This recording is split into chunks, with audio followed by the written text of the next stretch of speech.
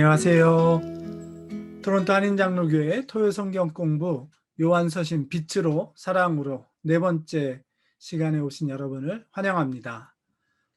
오늘은 요한일서 전반부에 대한 내용을 살펴보도록 하겠습니다. 보시는 바와 같이 어, 이번 시간에 하나님은 빛이시라에 해당하는 부분을 함께 나눠보고, 다음 시간에 마지막으로 하나님은 사랑이시라를 나누고 결론을 맺어보도록 하겠습니다. 네, 지난 시간에 살펴본 것처럼 요한 2서와 요한 3서는 요한 1서의 서론 역할을 하는데요. 그 이유는 배경을 설명해 주기 때문입니다. 그래서 요한 2서는 어느 가정교회의 여성 지도자에게, 또 3서는 가이오에게 보낸 편지인데, 이 편지 내용을 보면 당시의 영지주의적인 가르침을 따라 요한 공동체에서 분리해 나간 분리주의자들이 자기들만 잘못 믿을 뿐더러 잘 믿고 있는 요한 공동체의 여러 가정교회들을 위협하고 그들과 교제하려고 하면서 잘못된 신앙을 전파하려고 했을 때, 요한이 그것을 막고 바른 신앙에 올바로 서 있기를 구하는 그런 내용의 편지를 썼던 것이죠. 그래서 처음부터 받아가진 그 말씀을 잘 받아 지키고 진리에 거하고 사랑을 행해라. 그래서 지난 시간에 이 진리와 사랑이 구약의 인자와 진리 혹은 인애와 진리라고 하는 아주 중요한 개념에서 왔던 것을 살펴보았고요. 그 다음에 이 여성 지도자에게는 그 분리주의자들과의 교제를 엄격히 금지하고, 인사도 하지 마라, 가정교회 들이지 않는 것은 물론 그렇게 경고를 하고, 또 가이오에게는 그가 잘 했던 것처럼 바른 복음을 전하는 요한에게 연결되어 있는 선교사들을 잘 영접하고 계속해서 동력하는 모습을 보여달라, 이렇게 격려했던 편지였지요. 그래서 이 처음부터 받아가진 말씀은 사도들이 보고 듣고 만진 바를 그대로 전해준 것이다.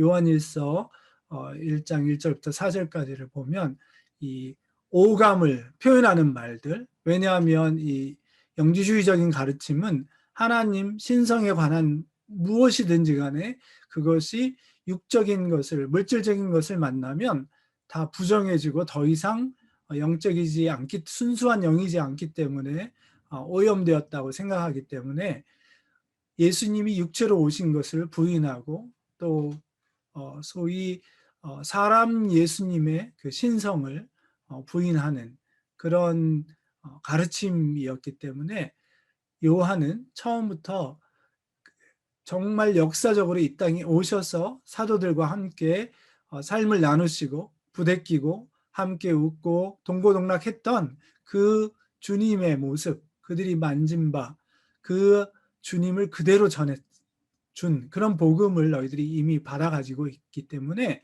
그 처음부터 받아가진 말씀을 잘 지켜라, 이제 그렇게 권고하고 있는 것이죠. 격려하고 있는 것이죠. 그래서 이 모나드라고 하는 최고의 신, 영지주의에서 생각하는, 거기에서 무한한 빛이 이 빛의 존재인데, 그 존재에서부터 모든 이 영적인 세계와 또 그 최하위급에서 이 물질적인 세계를 발출시키는 것이다, 이렇게 영지주의적인 가르침이 있었던 것을 저희들이 확인을 했었습니다. 그래서 이제 요한일서 초반부 내용을 저희가 이렇게 한번 살펴보려고 하는데요.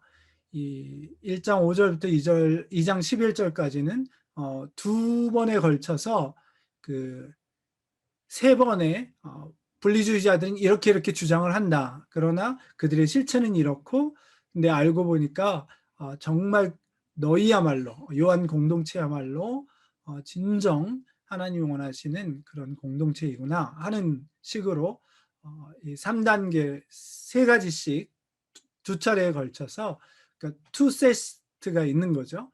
그렇게 분리주의자들과 요한 공동체를 비교해서 이야기해 주는 것이죠. 그 다음에 2장 12절부터 17절까지는 그 분리주의자들의 부패한 삶, 이 세상의 것을 사랑하고 세상을 사랑하는 그들의 삶을 경계하고 있고요.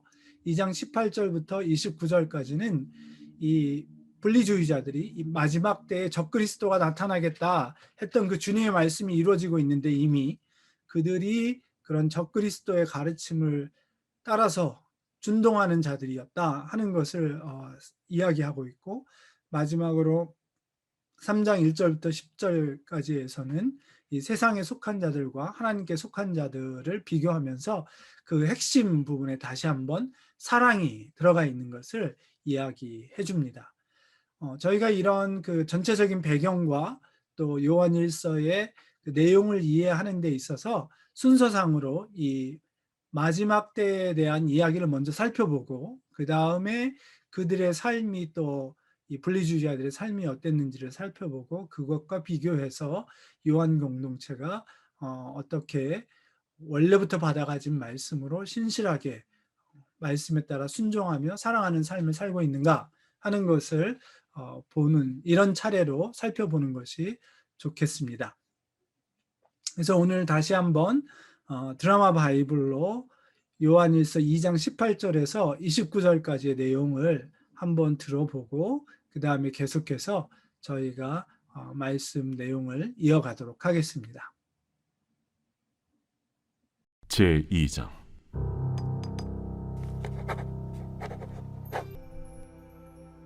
아이들아, 지금은 마지막 때라. 적그리스도가 오리라는 말을 너희가 들은 것과 같이 지금도 많은 적그리스도가 일어났으니 그러므로 우리가 마지막 때인 줄 아노라. 그들이 우리에게서 나갔으나 우리에게 속하지 아니하였나니 만일 우리에게 속하였더라면 우리와 함께 거하였으려니와 그들이 나아간 것은 다 우리에게 속하지 아니함을 나타내려 함이니라. 너희는 거룩하신 자에게서 기름 부음을 받고 모든 것을 아느니라. 내가 너희에게 쓰는 것은 너희가 진리를 알지 못하기 때문이 아니라 알기 때문이요, 또 모든 거짓은 진리에서 나지 않기 때문이라. 거짓말하는 자가 누구냐? 예수께서 그리스도이심을 부인하는 자가 아니냐? 아버지와 아들을 부인하는 그가 적그리스도니 아들을 부인하는 자에게는 또한 아버지가 없으되 아들을 시인하는 자에게는 아버지도 있느니라. 너희는 처음부터 들은 것을 너희 안에 거하게 하라. 처음부터 들은 것이 너희 안에 거하면 너희가 아들과 아버지 안에 거하리라. 그가 우리에게 약속하신 것은 이것이니 곧 영원한 생명이니라. 너희를 미혹하는 자들에 관하여 내가 이것을 너희에게 썼노라. 너희는 주께 받은 바 기름 부음이 너희 안에 거하나니 아무도 너희를 가르칠 필요가 없고 오직 그의 기름 부음이 모든 것을 너희에게 가르치며 또 참되고 거짓이 없으니 너희를 가르치신 그대로 주 안에 거하라. 자녀들아, 이제 그의 안에 거하라. 이는 주께서 나타내신 바 되면 그가 강림하실 때에 우리로 담대함을 얻어 그 앞에서 부끄럽지 않게 하려 함이라. 너희가 그가 의로우신 줄을 알면 의를 행하는 자마다 그에게서 난 줄을 알리라. 네, 저희가 말씀을 통해 본 것처럼 이 마지막 때에 적그리스도가 횡행하겠는데, 그 적그리스도가 이미 나타났고 그들의 잘못된 가르침에 빠진 분리주의자들이 원래 교회에, 요한 공동체에 속해 있었는데 그들을 따라서 빠져나간 것이죠. 근데 이 이단이라고 하는 말이 우리말에도 그 한문을 사용해서 끄트머리가 다르다는 뜻이거든요. 자, 다 똑같은 것 같은데 맨 끝에 가서 이상한 얘기를 해서 가만히 들어보면 이거 아닌데. 오늘도 예를 들어서 한번 살펴볼 그 구원파의 이야기만 보아도 구원받았습니까? 하는 이런 질문을 하는데 약간 다르게 질문을 하죠. 언제, 며칠, 몇 시에 구원받았습니까? 이런 식으로 질문을 한다는 거죠. 그래서 그들에게는 한번 그 구원받았다는 확신을 갖게 되는 것, 그 구원받았다는 게 언제냐면 그들이 말하는 대로 죄를 고백했을 때, 그리고 나면 이제 다시는 죄를 고백할 필요가 없다, 이렇게 얘기를 하기 때문에 그 순간이 굉장히 중요한 거예요. 그래서 저도 예전에 그렇게 물어보는 사람들이 있어서 잘 대답을 하다가 이상하다 하고 가만히 봤더니 구원파구나, 나중에 알게 됐던 경험이 있습니다. 이들은 그 영적인 것과 육적인 것이 섞일 수가 없기 때문에 성자 예수님이 독생자, 하나님의 독생자인 것을, 신성을 부인하죠. 그리고 또한 성자 예수님이 육체로 오셔서 십자가에 죽으셨다는 것도 부인하죠.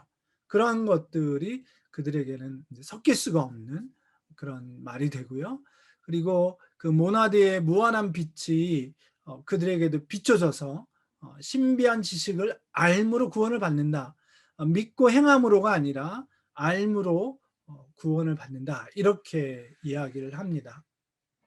이것과 비교해서 참 믿음의 공동체는 이 적그리스도와 분리주의자들의 미혹을 경계해야 하는데, 그들이 가지고 있는 게 정말 확실한 복음이다. 이걸 깨닫는 게 너무 중요하다는 거죠. 그리고 그들이야말로 아버지와 아들 안에 거하는 자들이다. 이 확실한 믿음 안에 거한다면, 그래서 요한은 아버지와 아들을 함께 강조하고 있죠. 이 적그리스도 영지주의적인 가르침을 따르는 이 사람들에게는 하나님만 존재하죠. 성부 하나님만, 그 하나님만 의미가 있지, 이 아들은 하나님으로 치지를 않기 때문에, 받아들이지 않기 때문에 요한은 처음부터 전해준 복음부터 아버지와 아들이 하나이신 것을, 하나님이신 것을 이야기했고, 그분이 이 땅에 오셔서 우리에게 하나님을 보여주셨던 것을 밝히 증거했던 것이죠. 그래서 참 믿음의 공동체는 이러합니다 하고 이야기를 합니다. 그리고 오늘 읽지는 않았지만 이 바로 전에 저희가 잘 알고 있는 말씀 중에 하나이죠. 너희는 이 세상이나 이 세상에 있는 것을 사랑하지 마라 하면서, 이 세상의 것은 육신의 정욕과 안목의 정욕과 이생의 자랑이니, 이런 것은 하나님께로부터 온 것이 아니고 세상으로부터 난 것이고 또 곧 지나가고 없어질 것이다. 이렇게 이야기를 합니다. 그래서 이 분리주의자들의 아이러니라고 할까요? 뭐냐면 영적이고 순수한 것을 그렇게 추구하고 거기에서 얻은 지식을 강조하는데, 그것을 가지고 나면 이제는 삶이 어떠하든지 크게 신경 쓰지 않는다. 그런 삶으로 바뀌어간다는 거죠.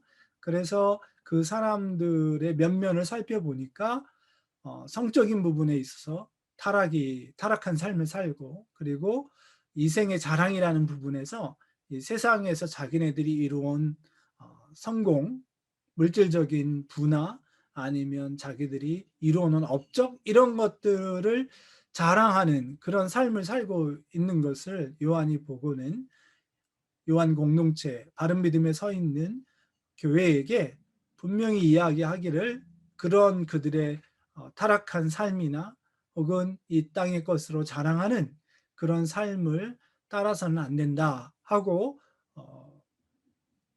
경계를 하는 것이죠. 이 세상을 사랑하지 마라 할 때 요한이 사용하는 세상이 세 가지 의미를 가지고 있죠. 하나는 이 땅의 모든 사람들을 이야기하고, 또 하나는 하나님이 만드신 모든 피조 세계를 가리키고, 또 하나는 지금 여기서 말하는 것처럼 하나님을 거스르는 악한 영, 마귀와 그들을 따르는 악한 영들, 또 그런 줄도 모르고 하나님을 거스르고 있는 그런 악한 이 땅의 모든 구조들을 가리켜서 세상이라고 하지요. 그리고 이 세상을 사랑한다 하는 말은 그래서 하나님을 거스리는 삶의 방식을 좋아한다는 뜻이죠. 우리가 믿음으로 산다, 믿음으로 살지 않는다, 그 구분을 할 때 너무나 분명하게 갈라지는 것은, 믿는 사람들은 어떻게 해서든지 하나님의 뜻을 따라서 그분이 원하시는 삶을 살려고 노력하는 반면에, 그렇지 않은 사람들은 자기가 생각하기에 옳은 대로 혹은 대부분의 이 세상의 악한 구조가 구성되어 있는 것처럼 하나님을 거스리는 삶의 방식대로 아무런 죄의식 없이 그렇게 살아가게 되는 것이죠. 근데 이 분리주의자들이 그들과 같은 하나님을 거스르는 그런 삶을 살고 있다고 요한은 강력하게 지적하면서 경계하고 있는 것이죠. 그리고 이제 1장 5절부터 2장 2절까지 세 가지로 두 세트로 이렇게 설명하고 있는 것이 분리주의자들과 요한 공동체를 비교하는 것인데요. 이 분리주의자들은 이렇게 주장한다마는 그들의 실체는 이런 것이고 우리 믿음의 바른 공동체는 이런 모습이다 하는 것을 요한이 비교해서 이야기하면서 그들의 거짓에 미혹되지 말아라 얘기하는 것이죠. 여러분, 그럴듯한 이야기들을 들을 때에 저희 마음속에 내가 가지고 있는 것, 또 우리 믿음의 공동체가 얼마나 귀한 것인가 하는 확신이 없으면 흔들리게 돼 있습니다. 특히 이단들의 강점은 그들이 굉장히 끈끈한 공동체를 가지고 있다는 것이죠.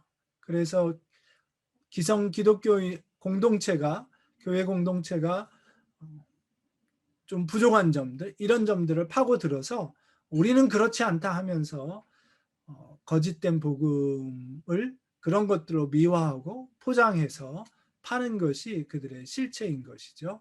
그래서 요한은 우리가 어떠한 존재들인가, 참 진리와 사랑을 가지고 있는, 그것을 믿음으로 행하고 실천하는 그런 공동체인 것을 안다면 절대 그들에게 미혹되지 않는다 하는 것을 말하는 것입니다. 특히 그 1장 5절부터 시작할 때 하나님은 빛이시라 어두움이 조금도 없다 이렇게 이야기를 하면서 시작하는데, 왜 그렇게 말을 했을까 하는 것을 한 예를 들어서 똑같은 요한의 이름을 써서 말하는 그 위경이라는 것이 있는데요. 요한의 비전이라는 그런 내용의 글 중에 일부분을 딴 것인데, 모나드에 관한, 아까도 말씀드린 영지주의에서의 최고의 신 모나드에 관한 이야기죠. 모나드는 그것을 지배하는 어떤 것도 없는 그런 군주이다. 최고신으로서 만물의 아버지, 만물 위에 거주하는 불가시의 존재로서 존재한다. 순수한 영적인 것이기 때문에 눈에 보이지 않는다는 거죠. 눈에 보이는 순간부터 그는 더 이상 순수한 영적인 존재가 아니죠. 그래서 이 모나드는 한계 지을 수가 없는데, 모나드를 한계 지을 수 있는 그 무엇도 모나드 이전에 존재하지 않기 때문이다. 모나드는 순수하고 신성하며 오염이 없는 무한한 빛이다. 이 빛에서 모든 그 영적인 세계들이 발출되어 나오고, 그리고 그 마지막에 열등한 그런 영적인 존재에게서 이 땅에 만물이 지어졌다. 데미우르고스라는 이제 그런 이름을 들어가면서 이야기하는 게 영지주의의 사상이었거든요.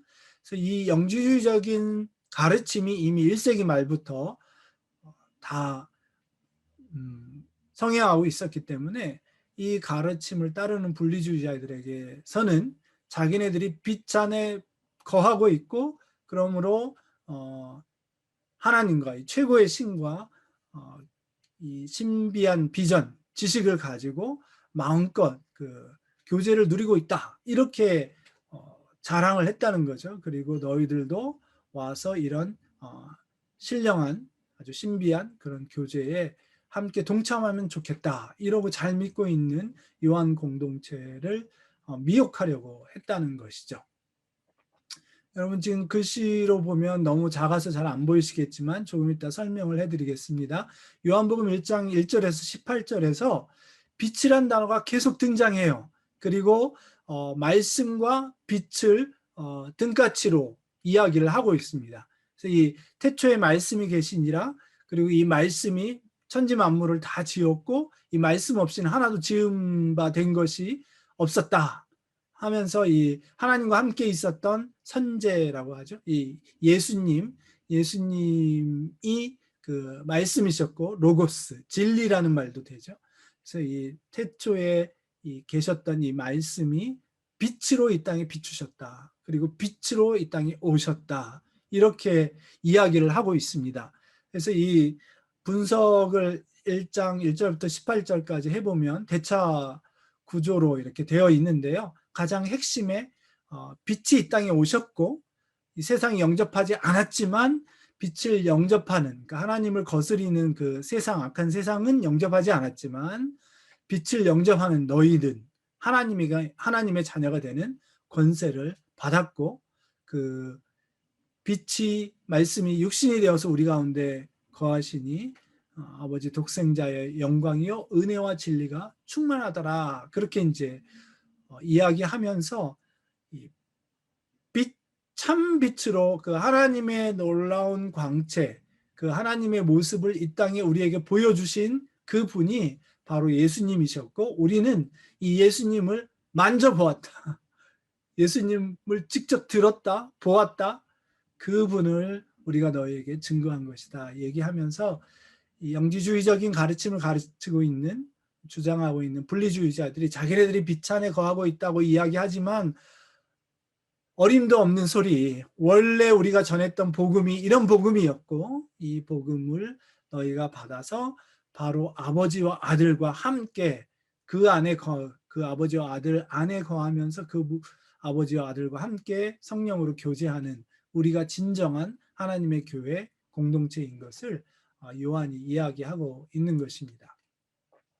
그래서 이제 1장 5절부터 2장 2절까지 그리고 2장 3절에서 또 11절까지 이 두 세트의 세 가지의 그들의 잘못된 주장과 거기에 대한 그들의 실체를 드러내는 이야기, 그리고 바른 신앙 공동체로서 지금 요한 공동체는 어떤 모습인가 하는 것을 세트로 이제 설명하는 부분입니다. 같이 한번 살펴보겠습니다. 그들은 이렇게 주장을 합니다. 우리가 하나님과 사귐이 있다. 그리고 우리는 아무 죄가 없다. 그리고 범죄하지 않았다.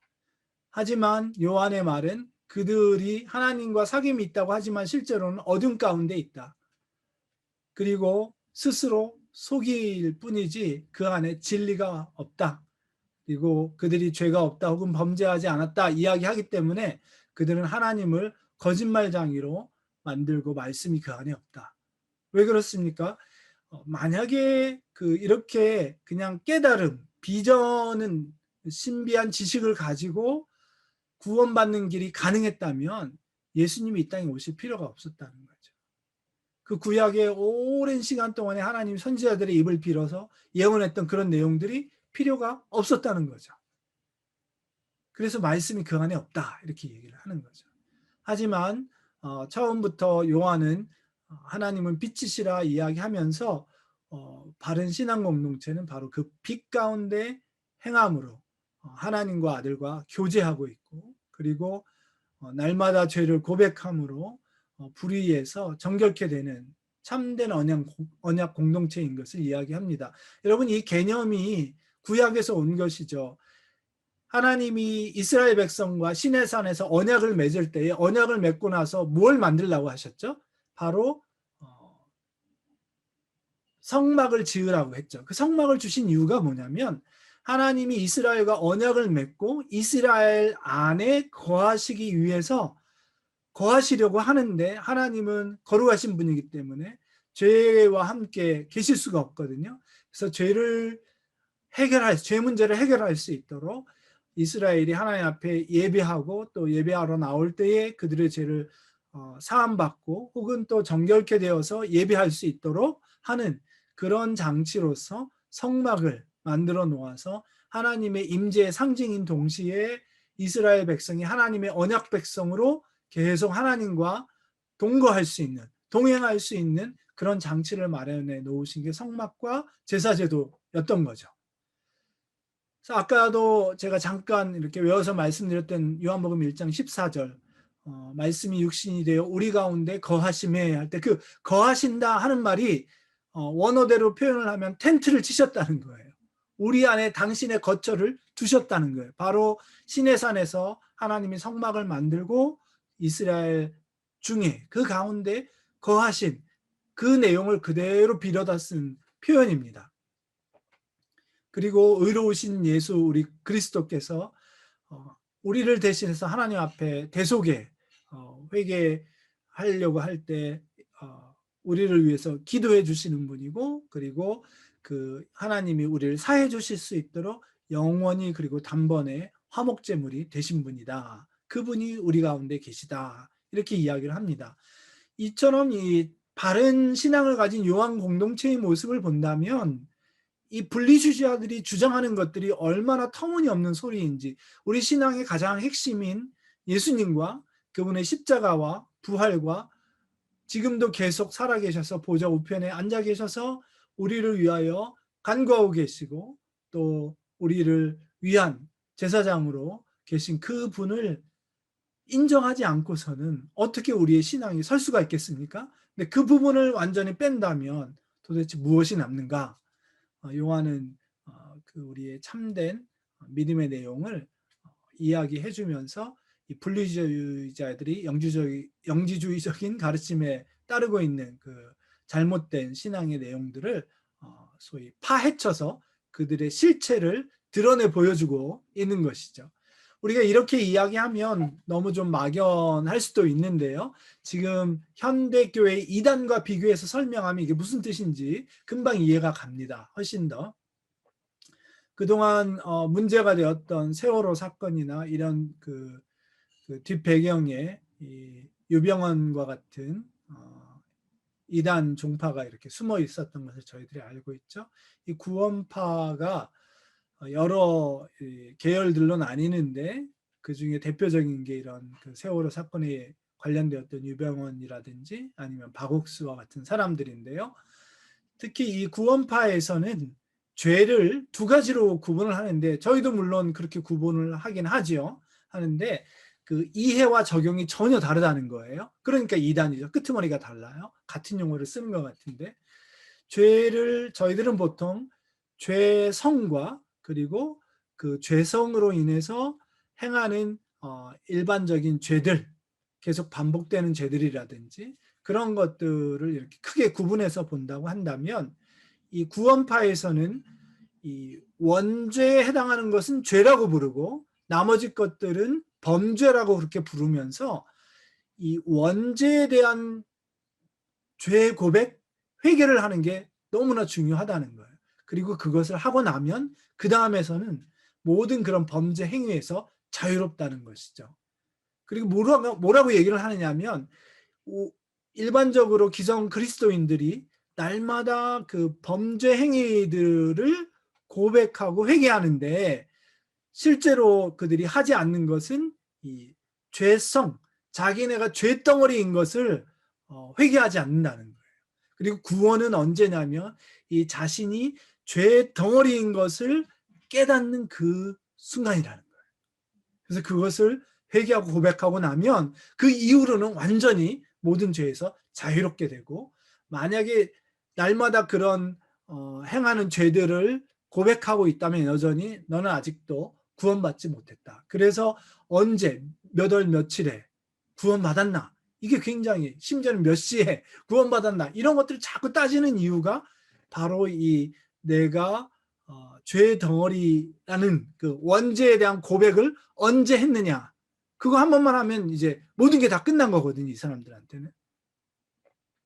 여러분 이렇게 말씀을 드리면 분명히 저희는 금방 눈치를 채죠. 뭐냐면 우리의 그 죄성 때문에 늘 범죄하는 또 구원받고 나서도 여전히 유혹이나 우리의 약함으로 인해서 연약함으로 죄를 다시 범하는 우리의 모습을 하나님이 아시기 때문에 출애굽 때에도 이스라엘 백성 구약 시대에도 그 성막을 주시고 제사 제도를 주셔서 짐승의 희생제사로 우리 죄의 사함을 얻고 하나님과 함께 할 수 있는, 동행할 수 있는, 동거할 수 있는 그런 은혜를 장치를 허락해 주시고 그런 대제사장을 세우고 레위인들을 세워서 그런 일들을 섬기게 했던 것이죠.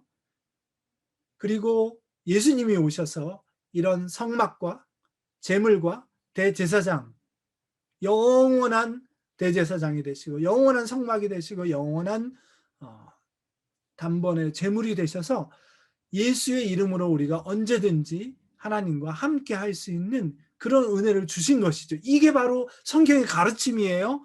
그런데 이 내용을 예수님을 부인하기 시작하면 또 예수님의 그 대속과 또 희생제사와 우리의 그 인간의 속성을 잘못 이해하기 시작하면 이렇게 이단에 빠지게 되는 거죠. 우리가 죄 덩어리라고 하는 그래서 그 고백은 정말 맞아요. 그래서 우리가 죄를 짓기 때문에 우리는 성화를 위해서 날마다 삶에서 계속해서 회개해야 하는 것이죠. 그래서 저희들이 한번 잠깐 이 구원의 서정 혹은 구원 여정, 구원의 과정 이렇게 여러 가지로 부르는데 이 신학자들은 이단 전문가들은 이들을 지정하면서 뭐라고 얘기하냐면 단회적인 회개, 이 하나님께로 향하여 우리의 삶의 방향을 완전히 바꿔버리는 그런 단회적인 회개와 그리고 이제 계속해서 하나님 향해 나아가려고 할 때 넘어지고 엎부러지고 또는 곁길로 가고 하는 그런 삶에서의 계속 잘못되는 것들을 고쳐 나가려고 하는 삶의 도전에 반응하는 저희들의 그 인간으로서의 한계가 있는 모습, 그것을 날마다 삶에서 성화의 과정을 거치면서 회개해야 한다 하는 그 두 가지 회개를 잘못 이해하고 있다 아니면 제대로 이해하고 있지 못하다, 그런 내용을 한번 살펴보도록 하겠습니다. 그래서 성경대로 한다면 특히 이제 로마서 8장 30절이 대표적인 예인데요. 또 미리 정하신 그들을 또한 부르시고, 이제 예정의 과정이 있었던 거죠. 창세전부터 나를 택하신 이가, 이제 사도 바울이 그렇게 얘기했었죠. 그래서 그렇게 하나님의 사람들은 하나님이 다 어떤 방식으로든지 어떤 계기든지 불러내신다는 거죠. 어떤 분들은 큰 시험을 겪으면서 불러내시고, 어떤 분들은 모태신앙으로 계속 그냥 교회 문지방만 닳도록 왔다 갔다 하다가 어느 순간에 인격적으로 하나님을 만나는 계기가 있어서 그렇게 또 부르시고, 어떤 사람은 병고침을 통해서 기도응답을 통해서 그렇게 사람들 다 부르신다는 거예요. 하나님이 정하신 사람들 다 부르시고 그 사람들을 의롭다 하신다는 거죠. 그 의롭다 하심에는 바로 예수님의 십자가가 숨어 있는 거죠. 예수님의 십자가의 대속의 피를 믿고 의지하는 자는 의롭다 여기시는 거죠. 원래 우리는 의롭지 않고 계속해서 또 죄를 지을 텐데 그 예수님의 의가 전가되어서 그걸 덧입혀 주셔서 우리를 의롭다 하시는 것이고, 그 의를 예수님의 그 대속의 죽음을 믿는 그 순간에 우리는 중생한다고 그러죠. 거듭나게 되는 것이고, 그 순간에 하나님을 향해서 이제 내 마음대로 또 하나님 없이 살아가던 삶에서 이제는 하나님의 부르심을 좇아서 하나님의 뜻을 따라 살려고 하는, 하나님이 우리를 부르신 목적에 따라 살려고 하는 그 방향으로 마음을 돌이키는 거죠. 그게 회심이라는 것이죠. 그때 우리는 이제 하나님의 자녀가 된다는 것이죠. 이게 그 거듭남이라고 하는 것, 또 소속이 바뀐다는 것, 이제 영원한 하나님의 가족, 하나님의 자녀가 되고 우리가 다 하나님 한 가족이 되는 것, 이것이 동시에 우리가 믿음을 정말 고백하고 회개하는 순간에 일어난다는 거예요. 이때 하는 회개, 이 회심, 이것이 한 번이면 족하지 또 여러 번 할 필요는 없다는 거죠. 여러분들 혹시 이 모태신앙이셨던 분들은 그런 기억 하실 거예요. 예수 믿기로 결심하는 사람 일어나라고 이제 수련회 때마다 막 그러면 매번 일어나는 거죠. 그죠? 또 심지어는 헌신할 사람 일어나라 그러면 그때마다 막 여러 번 일어나는데, 여러분 정말 우리가 하나님 앞에 이렇게 돌아섰을 때 그때의 회심, 회개는 한 번이면 된다는 것이죠. 우리는 그것을 확인하고 세례를 베푸는 거죠. 그러나 이 회심 이후에 칭의를 하시고 난 다음에 이제 영화롭게 되기까지 의롭다 하신 그들을 또한 영화롭게 하셨느니라, 이 과정을 우리가 그 성화의 과정이라고 하고, 성령께서 우리 택하신 사람들을 이렇게 그 새롭게 거듭난 순간부터 주님을 닮아 영원히 살 그런 영화로운 몸으로 바뀔 때까지, 그 영광에 이를 때까지 우리를 계속해서 놓지 않고 붙들고 가신다는 거예요. 그것이 바로 성도의 견인이라는 그런 교리지요. 그래서 이런 과정을, 이 성화의 과정에 우리는 매일같이 우리 자신을 다시 한번 하나님 앞에 거룩한 산제사로 드리려고 하고, 또 우리의 잘못을 회개하고 예수님의 보혈의 피를 힘입어서 또 나아가고, 그런 과정을 반복해야 된다는 것이죠. 그래서 그 단회적인 그 칭의와 중생과 회심, 이 여기에 있었던 그 회개와 성화의 과정에서 매일매일 필요한, 순간순간 필요한 우리의 그 입술의 고백, 잘못된 것을 고백하고 또 주님의 용서를 구하는 그런 성화의 과정에 있어서 필요한 회개를 구분하지 못했다는 것이죠. 그래서 그들은 이 성화의 과정, 영화에 이르는 그 성화의 과정이 없고 이미 이루어졌다고 보는 것이죠. 그렇기 때문에 죄를 짓지 않는다고 그렇게 이야기를 해버리는 것이고, 죄를 지었다면 너는 구원받지 않은 것이다. 거꾸로 그렇게 이야기를 하고 있습니다. 그래서 이런 그 회심의 과정에 있어야 되는 그 회개 그리고 성화, 이런 내용들을 잘못 이해하고 이렇게 가르치고 있는 그들의 이단적인 사상에 흔들려서는 안 되겠죠. 그래서 이런 그 현대교회 이단 구원파와 같은 예를 보면 그들이 정말 죄의 덩어리였다고 하는 그것을 깨달은 순간 그 깨달음, 이게 우리를 구원으로 이끈다고 그렇게 이야기를 해요. 그래서 얼마나 영지주의적인 가르침과 동일한지. 그리고 그들이 모든 죄의 행위에서 이제 자유롭게 되었다 하는 것에서 이 분리주의자들이 가지고 있었던 우린 죄가 없다, 범죄하지 않았다 하는 그런 주장들과 그대로 맞닿아 있는 것을 저희가 보게 되지요. 그래서 하나님이 왜 그런 성막제도를 마련하시고 또 이제 영원히 언제 어디서나 하나님 앞에 나아갈 수 있는 길을 열어주신 예수 그리스도의 십자가와 그분의 대속과 죽음과 부활이 왜 필요했을까? 그런 것들이 이들의 거짓된 가르침 안에서는 아무 의미가 없는 것이 되어버린다는 것이죠.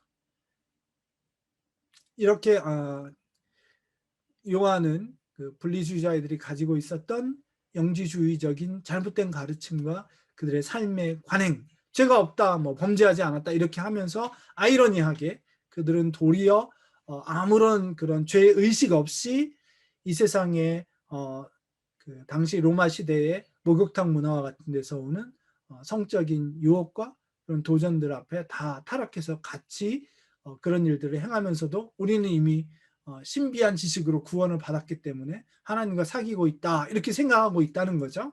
그러나 요한은 만약에 그렇게 산다면 여전히 어둠 가운데 있는 것이고 하나님과 함께하지 못하는 것이다. 우리야말로 날마다 죄를 고백하면서 하나님의 그 빛 가운데 거하려고 하는 그것이야말로 우리야말로 예수 그리스도의 화목제물 대속제물 되심을 믿고 날마다 의지하고 나가는 우리야말로 그 성령의 내주하심, 하나님 우리 안에 거하심을 날마다 만끽하는 그런 참 언약의 공동체이다. 이렇게 얘기를 한 것입니다. 이제 두 번째 세트를 보게 되는데 2장 3절부터 11절까지 그 앞에서는 문법적으로 이 세 부분이 전부 다 누구든지 이렇게 말을 하면 하면서 그 분리주의자들이 말하는 것들에 대해서 이렇게 말을 했다면 하고 이미 그들이 이렇게 얘기했던 것들을 반박하고 있고요. 이번에는 문법적으로 보면 이제 분사를 사용해서 앞에서는 그 가정법을 사용했다면 여기서 이제 분사 가정의 의미를 가진 또 분사를 사용해서 문법적으로 이 세 가지 내용을 이야기합니다. 그들이 하나님을 안다 하지만 실제로는 모르고 있다. 하나님 안에 거하고 있다고 하지만 그렇지 않다. 빛에 거하고 있다고 하지만 행여나 언간생신 그들이 형제를 미워하고 있는데 어둠에 처해 있다는 것이죠. 그래서 그 그리스도께서 이 땅에 오셔서 하나님과 동행했던 것처럼 같이 행하지 않는다면 우리는 하나님과 함께 거하는 혹은 동행하는 삶을 살고 있지 못하다 이렇게 이야기를 하는 것입니다. 그럼 무엇이 핵심입니까? 처음부터 주었던 복음 그것을 내가 지금 다시 얘기한다 하기 때문에 요한은 옛 계명 혹은 새 계명 다 동일하게 서로 사랑하라고 했다. 이 순종해서 이렇게 사랑하는 사람이 빛 안에 그 주님 안에 하나님 안에 거하는 자가 된다. 이렇게 얘기를 하고 있는 것입니다. 그래서 특히 이제 여기서 3담 논법이 등장하는데요. 하나님을 저희들이 안다고 하는데 영지주의에서 이 나스텍스 비전 신비한 지식이 제일 중요하죠. 근데 실제로는 알지 못하고 있다. 왜냐하면 그들은 하나님이 주시는 말씀을 지키지 않기 때문에. 여러분 우리 신앙은 이 믿음은 순종을 통해서 하나님이 계심을 확인하게 돼요. 체험하게 되는 거죠. 그 체험을 바탕으로 해서 다음에 또 도전이 닥칠 때 도저히 또 순종할 수 없는 상황이지만 믿음으로 한 걸음 또 내디디는 거죠. 그렇게 되면 또 더 큰 은혜를 또 다른 은혜를 체험하게 되는 것이죠. 그래서 믿음은 이 순종과 뗄래야 뗄 수가 없어요. 이 신앙은 하나님의 말씀에 순종해서 아니 그렇게 되지 않을 것 같지만 또 믿음으로 그렇게 해보고, 도저히 이 땅 사람들의 생각으로는 그렇게 하면 안 될 것 같고 손해 볼 것 같고 망할 것 같은데 믿음으로 사랑으로 나눠보면 하나님이 더 부어주시더라는 거예요. 하나님이 채워주시더라는 거죠.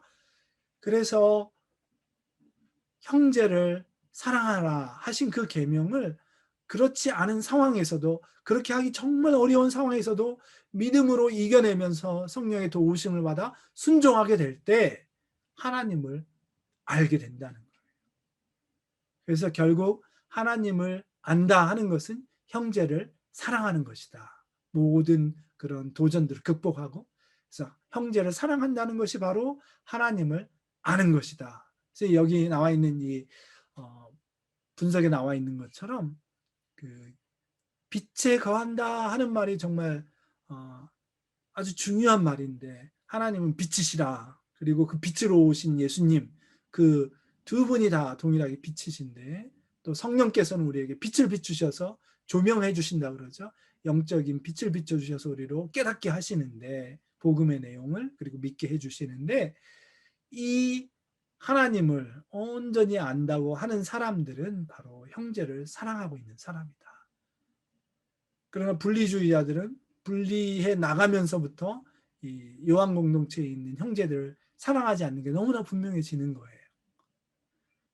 우리하고 조금 생각이 다르다고 해서, 혹은 소위 말해서 저희 교회에서 이렇게 다른 교회로 간 사람이 있다고 해서 저희가 그분을 미워하겠습니까? 아니요. 똑같은 하나님의 자녀로 사랑해요.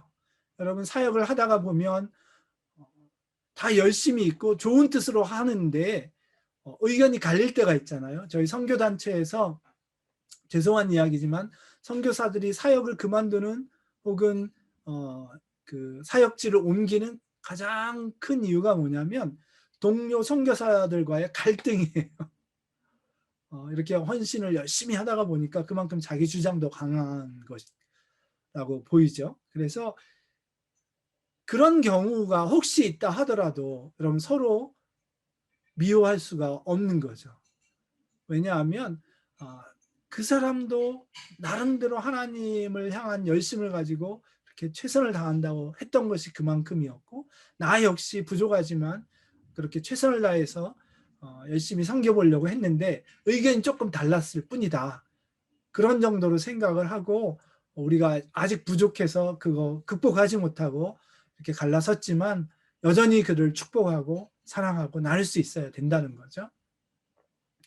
그런 공동체의 모습을 가져야 하는데 분리주의자들은 그러지 않았다는 거죠. 그래서 요한은 이 시금석으로 그들이 사랑하고 형제를 사랑하기를 그쳤다는 것은 더 이상 하나님 안에 거하지 않는다는 것이다.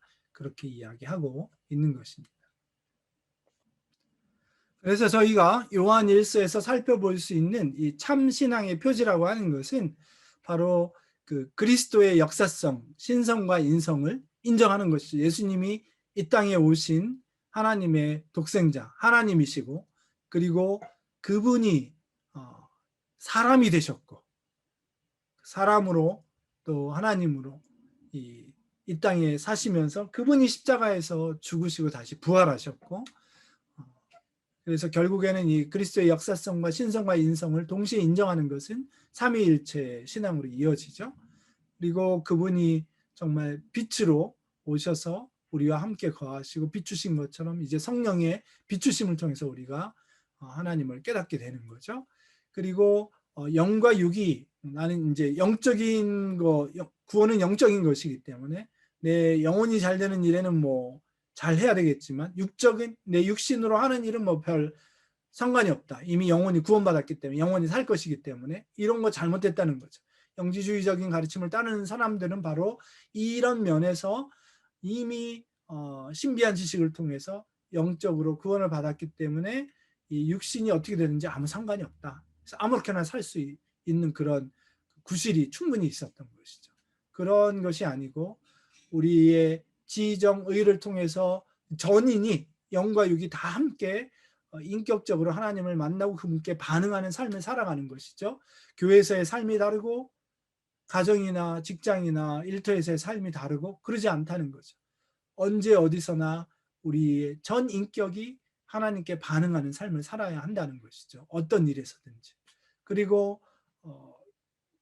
믿음이라는 것이 바로 순종을 통해서 강화되고 또 믿음으로 또 순종하고 하는 이 믿음과 순종의 선순환을 통해서 계속해서 하나님을 더 깊이 더 풍성하게 알아가는 그런 삶이 참 신앙이라는 것이죠.